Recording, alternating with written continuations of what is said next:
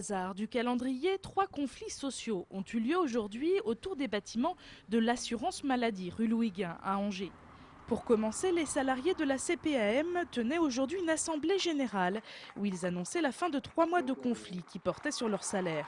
Un accord a en effet été trouvé avec la direction. Aujourd'hui, on est satisfait de pouvoir terminer un conflit et en ayant gagné.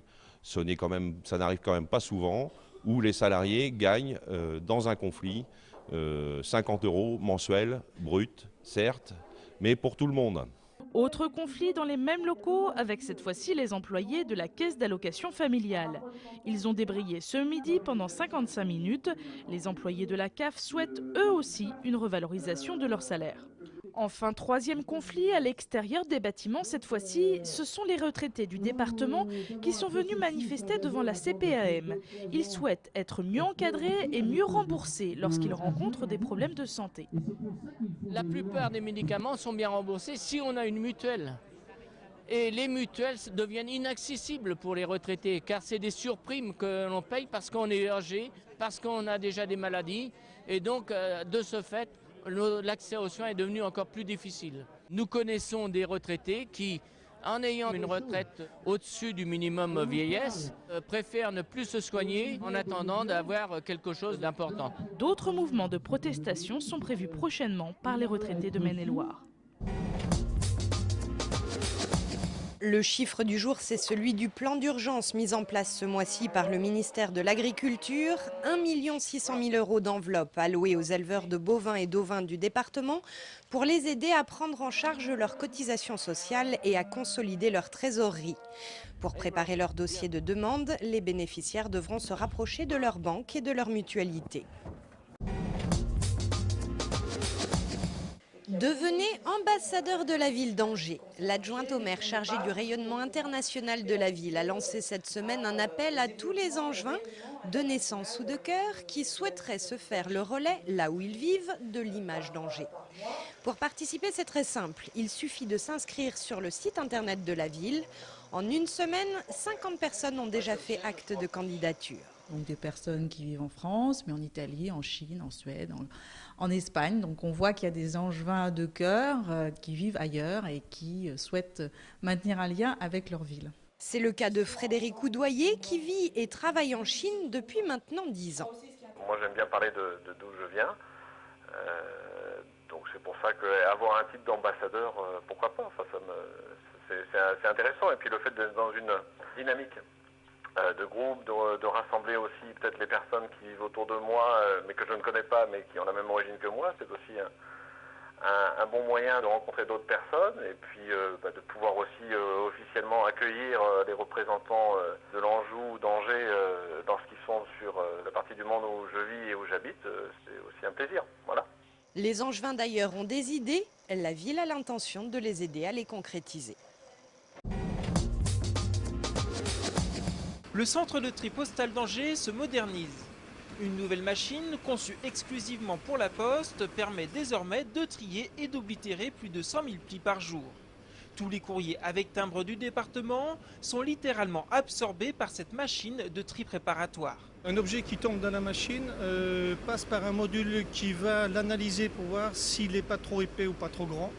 Ensuite, cet objet passe entre deux caméras. Le timbre est repéré et l'objet est mis dans un même sens.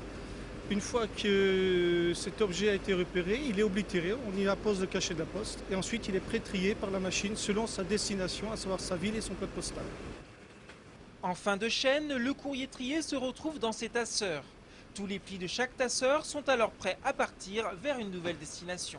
Le 5, c'est tout ce qui est courrier rapide et qui prend l'aviation le soir. Donc c'est dirigé sur Roissy. Et après, c'est dispatché soit par avion, sur route, suivant les distances des départements. Cette machine est capable de trier 28 000 plis à l'heure. Mais pour certains courriers, l'identification manuelle reste indispensable. Ce tasseur, entre autres, vous y trouvez tous les plis qui n'ont pas pu avoir une lecture de la ligne acheminement, à savoir la commune ou le code postal. Avec la machine préparatoire de tri, le pourcentage du courrier distribué dès le lendemain est passé à 90%. De bon augure pour la Poste afin d'aborder l'ouverture à la concurrence sur le plan européen.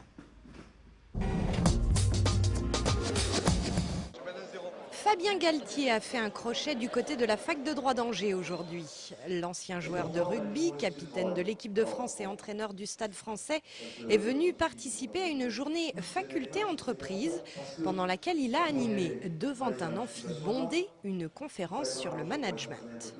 L'enjeu, c'est de mettre son équipe en marche vers l'objectif collectif. Il y a beaucoup de points communs entre le fonctionnement d'une équipe de rugby et le fonctionnement d'une entreprise.